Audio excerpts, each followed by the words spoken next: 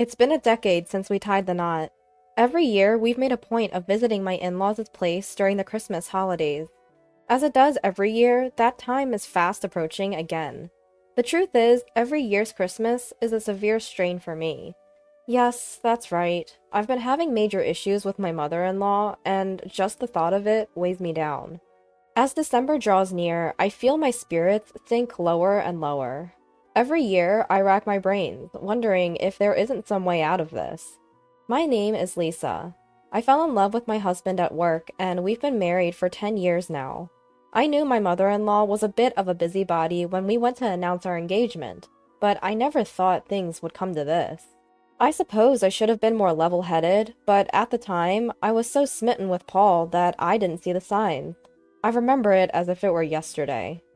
I splurged on famous chocolate as a gift, but my mother-in-law's first words were, "You shouldn't have bothered. I hate chocolate. You were so rude to give me what I don't like." Caught off guard by her words, all I could say was, "I'm sorry. One can tell a lot about you from a simple gift. I wonder if you can get along well with Paul," she said. After 3 years of marriage, I finally got pregnant and I gave birth. My mother-in-law was making a fuss about how useless I was as a wife for giving birth to a girl. Her words hit me hard as I was dealing with my first childbirth. And since then, problems with my mother-in-law only got worse. "Lisa, why didn't you give birth to a boy who will be the heir? We don't need a girl. Please give birth to a boy. If you can't do that, you're disqualified as a wife." Paul should have married a younger wife. A wife older than her husband is the worst. My mother-in-law would say things like that without considering my feelings. Of course, I talked to Paul about it, but he had no intention of defending me. "Don't take everything she says so seriously," he would say, which was just horrible. Each time, I would confide in Sarah, my sister-in-law. I've been getting along well with her since the first time I was dating Paul. And since I'm an only child, I saw her like a real sister. But my mother-in-law would call me every day asking if I had a child yet. I couldn't stand being treated as if my daughter was unwanted. And then my mother-in-law started asking me to send her money behind Paul's back because she was having a hard time. I couldn't ignore the fact that my mother-in-law was in trouble. And then, 2 years after the birth of my daughter, I was blessed with a second child. I thought that if it was a boy this time, I wouldn't be criticized, and I was on tender hooks until I found out the sex of the baby. But when I went for a checkup, the doctor told me it was a girl, and I was at a loss for words. And so began the phone onslaught from my mother-in-law again. "Lisa, don't you know the sex of the baby yet?" "I'm sorry, I don't know yet." "Modern hospitals should be able to tell. There's no way they can't." "I'll let you know as soon as I find out." "I don't want another girl. Sorry." I was so upset and complained to my sister-in-law. And so I gave birth without revealing the sex of the baby. When they told me, "Congratulations, it's a girl," I could only imagine my mother-in-law's demonic face, and all I could do was laugh. And my mother-in-law never once showed up at the hospital. But it was all the better for me. My mother lives 20 minutes away by car, and I had left my older child with her for the birth. My mother brought my daughter to the hospital, and we were happy to have a new family member without anyone complaining. I went back to my parents' house with my mother and my older child for a month. The month I spent relaxing with my mother at home was a time of nostalgia and relief. And when my younger child's 1-month checkup was over, I returned home, but I hadn't heard a thing from my mother-in-law. And then, several months passed, and the usual Christmas holidays were upon us. I was spending every day with a heavy heart, but I couldn't avoid it, and I thought she might be in a better mood once she saw her grandchildren. So I decided to bring a famous cake this time. And on the day, Paul drove us to our usual steak restaurant. As I wondered what would be said, my heart was pounding. When we entered the reserved private room, my in-laws were already there. Despite her grumpy demeanor, the arrival of my brother-in-law and his wife soon had the meal off to a lively start. Of course, the conversation turned to my younger child, and everyone was excited, but I noticed that my mother-in-law's face was tense. I sensed something was wrong and tried to change the subject when, "You can't even give birth to a boy? You're a useless wife!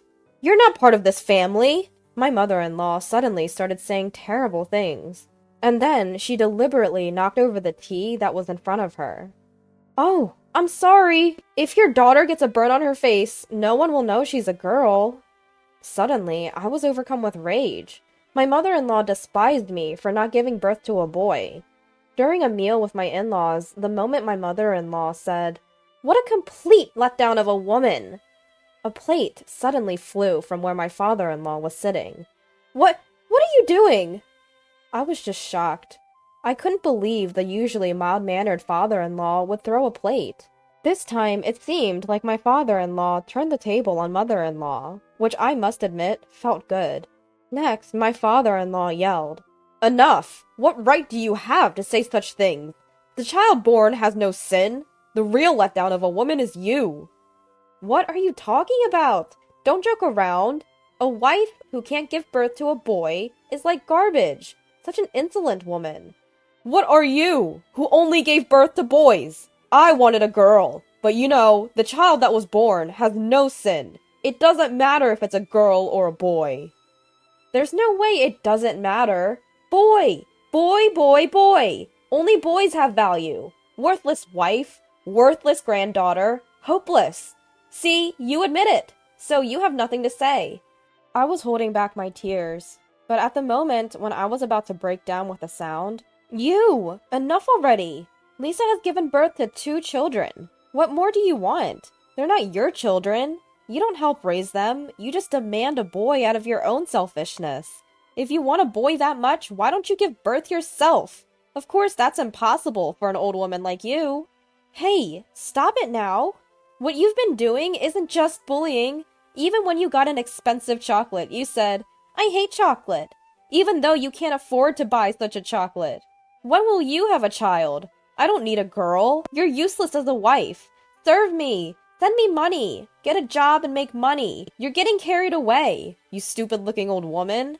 Then my brother-in-law clapped his hands, and after him, Paul also started clapping. Huh? What's going on? I didn't understand anything. "I'm a man, so I didn't get involved, but I'm surprised. My real mother is a professional daughter-in-law bully." "Huh? What are you talking about? I don't understand. Who's bullying daughter-in-law?" "You! There's no one else who would do that. I was almost abandoned by my beloved wife." "Huh?" "Men are insensitive and useless, brother.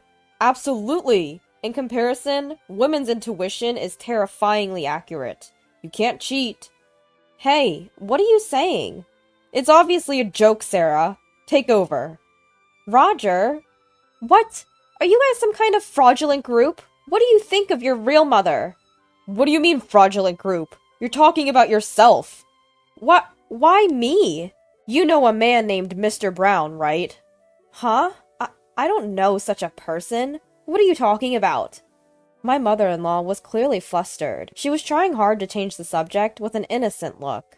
Then, my sister-in-law continued the conversation. "What's this daughter-in-law bullying circle?" "Huh? I don't know. I don't know such a thing. Catch old mother-in-laws and invite them to the circle. Teach the members your invited techniques, traps, and ways to bully their daughter-in-laws. Every week you hold seminars and have a good time with the outrageous old ladies. You've been practicing the daughter-in-law bullying. You're a shitty mother-in-law. Invited by Mr. Brown, you were helping and aiding. Mr. Brown's aim was to earn money by holding seminars, but Mr. Brown was short of funds and was extorting you. You were extorting Lisa for money every month. When the money didn't come in as you expected, you vented your frustration on Mr. Brown and practiced daughter-in-law bullying. Do you think such a rotten, shitty mother-in-law will be forgiven?" "Mother-in-law? What does this mean?" That's not true. Everything Sarah is saying is a lie. I want you to stop." "Then what's this?" My sister-in-law pulled out an envelope from her bag and showed the photo, and my mother-in-law's eyes were wide with surprise. "This is a photo from your seminar, right? You're looking pretty friendly with Mr. Brown. And what's this? Walking arm in arm is strange, isn't it? This is unacceptable. I was confused by this unexpected event, but now I understand why you've been bullying Lisa. My wife is too strong-willed. You can't win against her. Stop joking around. I didn't know anything and let it slide. but it won't go unpunished. Misunderstanding! Misunderstanding! Enough. Let's stop. I haven't done anything. After all, you're just misunderstanding and overreacting. It's natural to have a few close friends. Then it happened. From the next private room, the voices of a few women laughing and talking could be heard. Hey, do you remember? Patricia from the 3rd District who was in the same class at elementary school? Ah, you mean that mean devil Patricia. I heard she got caught by a man and is giving him all her money. And apparently that man has started a mother-in-law harassment circle, where he invites mothers-in-law who want to harass their daughters-in-law and hold seminars or something. Oh, I know! Harassing her daughter-in-law? That's just the kind of thing that devil Patricia would do. And she's apparently investing money every month because the guy is short of money. She seems to be told that he'll return the money tenfold, but that's definitely impossible. That man has a family, and his daughter is disabled and living in a wheelchair. So she's being fooled by such a man and might destroy her own family? It's a wonder that her family hasn't collapsed so far. The face of the mother-in-law rapidly turned pale and stiffened. And then the father-in-law opened his mouth. Your life is over. What are you talking about? I've come this far without knowing what kind of woman you are. All the terrible things you've done to Lisa were simply because you are foolish as a person. Lisa, I am truly sorry. I apologize. It's not your fault. Please don't apologize. What? It sounds like I'm the one who's wrong. Just stop it! I haven't said anything wrong, and I've been complaining because my daughter-in-law isn't good enough. Don't blame me. She's such a terrible daughter-in-law after all. The terrible daughter-in-law is you. You got married, hiding everything from me, then demanded money from the kids when they became independent and give it to other men. You are a scammer, aren't you? A scammer? The fact that I have been serving you until now is true.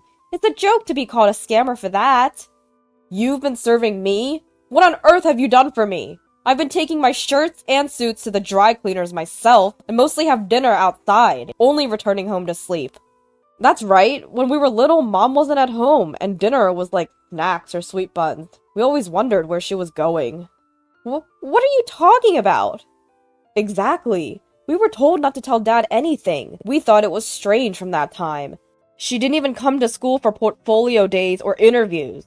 When I was taking high school entrance exams, the only person who helped me was my teacher. I was in trouble because I didn't know which school to go to. I was moved when I ate good, homemade food for the first time after getting married. Supermarket side dishes were a luxury. How could a mother like that blame Lisa? Lisa is a hardworking mother and a good wife. Don't keep quiet. Say something. You can't say anything. You thought what you've been doing wasn't found out, so you got carried away. You had no idea that the conversation would turn into this today. I wouldn't keep quiet about this. I've been talking to my father-in-law for a long time. What did you say? You have to leave this house today. We're getting divorced. Divorce? Why is this happening? It can't be helped because Lisa is my child, right? They're so close they fight.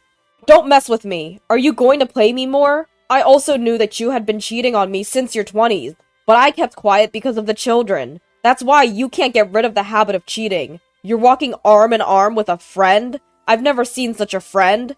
It's over. Your life ends here. You can do whatever you want from now on. Wow, I didn't expect that. So that's why she wasn't at home. It's impossible not to have time to make dinner for your children. It's funny that such a person was pretending to be a good mother-in-law and complaining. It's not a joke. I've sold our house and all that's left is to submit the divorce papers. I've been fooled for a long time. Now I can live my own life, properly. You sold the house? What are you doing without my permission? I won't get divorced. No matter what you say, it's too late. I don't think I'll ever see you again. If you have any complaints, please contact my lawyer. Huh? What will happen to me from now on? I don't have a house. I don't have any money. How am I supposed to live? Why are you taking away my happiness at this age? You're the one who kept taking away Lisa's happiness. Before, you took it from me too. It's just that it's come back to you. Please rethink. I admit I was wrong, but please don't divorce me.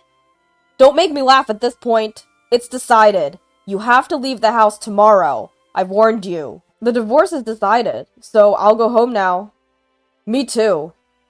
My father-in-law had been pretending not to know about my mother-in-law's cheating habits since long ago.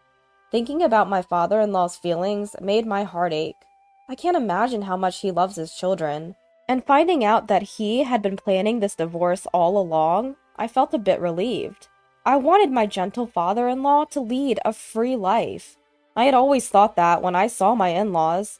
Age has no bearing on life's choices, because my father-in-law should have a life of his own, and I was filled with gratitude towards my sister-in-law who helped me. I never thought she would consider so much for me. It made me realize once again how wonderful a family can be. I wanted to have a good relationship with my father-in-law in the future, so I wished to live with him. And I wanted him to interact with my daughter, his grandchild, who he hasn't seen much until now. It's a family restart from this age, but I want to make it the best life. When my father-in-law called me Lisa, I truly felt like we were family.